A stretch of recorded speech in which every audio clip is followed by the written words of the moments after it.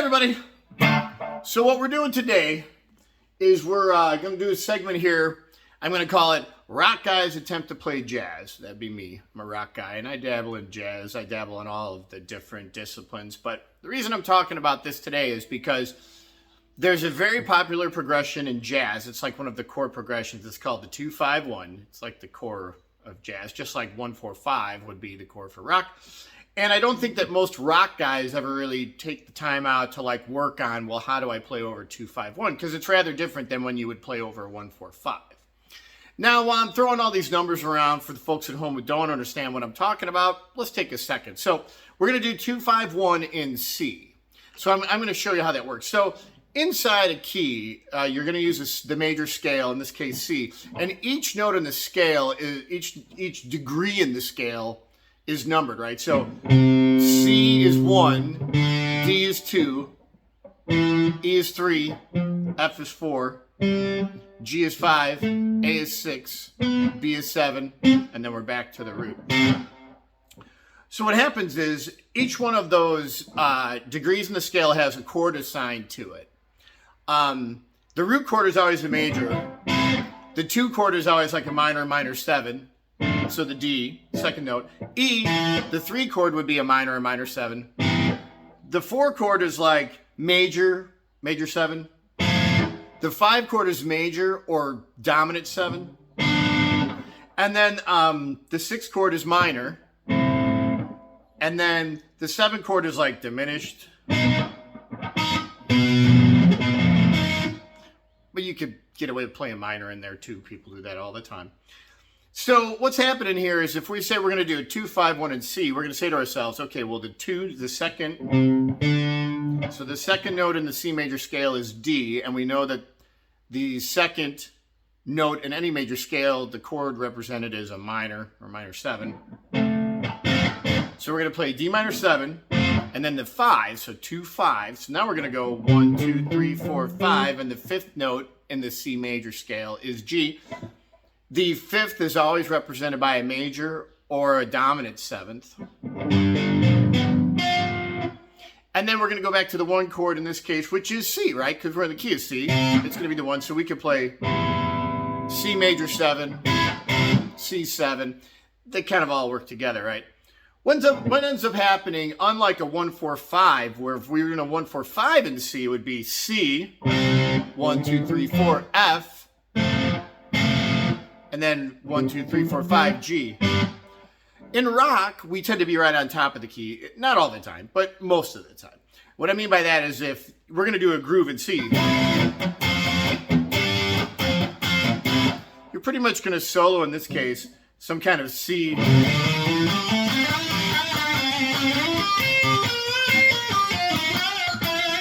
So you're going to be right on top of whatever the progression is with the 1 chord being represented, right?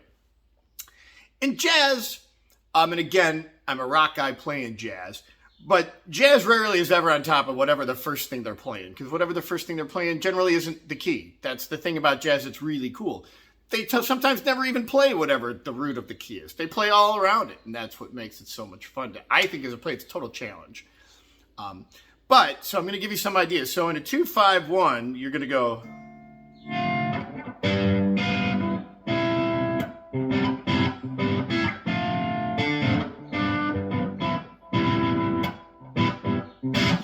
What's going to happen here is you're not going to want to jump right on top of that 2 chord, because anybody who's ever soloed over the 2 chord, it has this weird feeling, right? Because you're only like 1 note from the root and you're never resolving. Doesn't sound all that great, although people do it all the time. Everything can be done. But usually what jazz guys would do is they would play the arpeggios in these progressions. That's like the first thing, because the progressions are usually moving around and they're not necessarily moving so pedestrian. Like I'm playing... They could be moving right along, and what will happen is they would play arpeggios for wherever each chord shows up. So the first chord is D minor 7, so they might be... Right, so we're going to do like that, would be like D minor 7 arpeggio.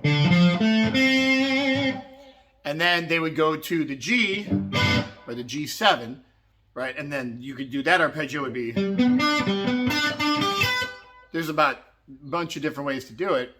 And then the last one would be C major 7. So we could do something like this.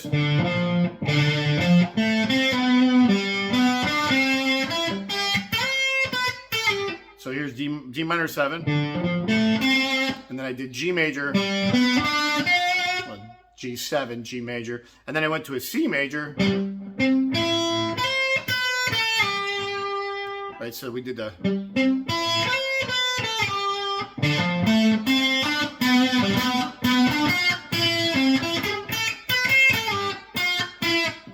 right.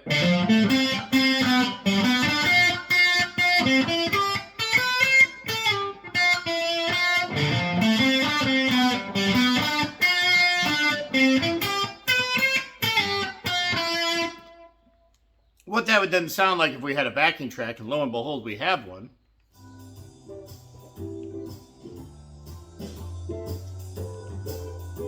All right, here we go. So let's go ahead and play that here.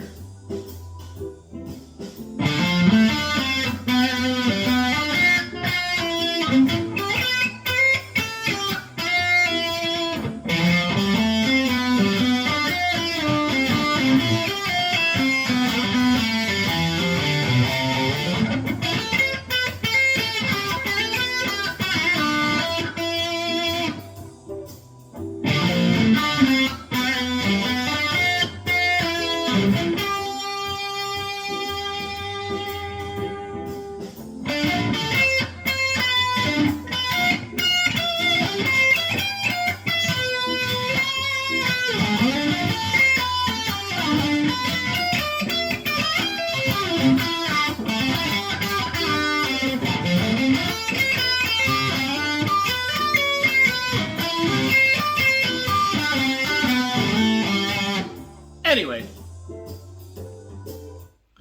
it's a different feel altogether because, again, you're not playing right over the top of the first note. And I am not some, like, raging jazz guy, but I really find it interesting. And I find that most rock guys don't really dabble in jazz at all. And I feel it's a shame. I feel that way about some jazz guys, too, because I think jazz guys have so much knowledge, right? And there's a lot of cool stuff. But sometimes when I hear jazz cats play over rock stuff, it doesn't work out. In the same fashion that I hear rock guys play over jazz stuff, it doesn't work out.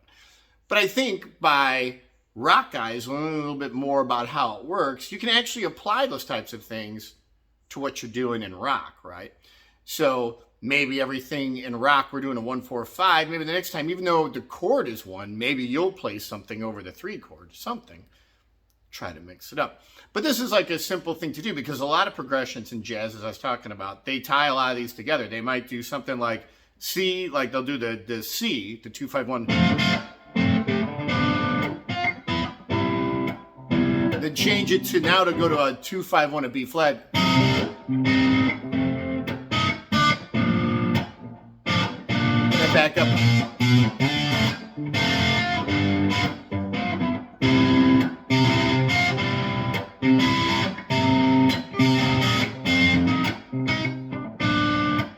So they stack these things together and you can create some interesting grooves. But anyway, it's just something to think about. It's real important that you go through and know a little bit of theory, go through, learn the chords in the major scale, learn the notes of the major scale. You don't got to go all crazy, but it's a good idea. And anyway, this is just to get primer for rock guys. So hopefully you enjoyed it. I actually really enjoy messing around with jazz. Again, I'm not some big jazz guy, but I do enjoy it, and I'm trying to learn more. So, hopefully this is helpful to some rock dudes. We'll see you out there once again. Rock guys attempting to play jazz, 2-5-1. We'll see you.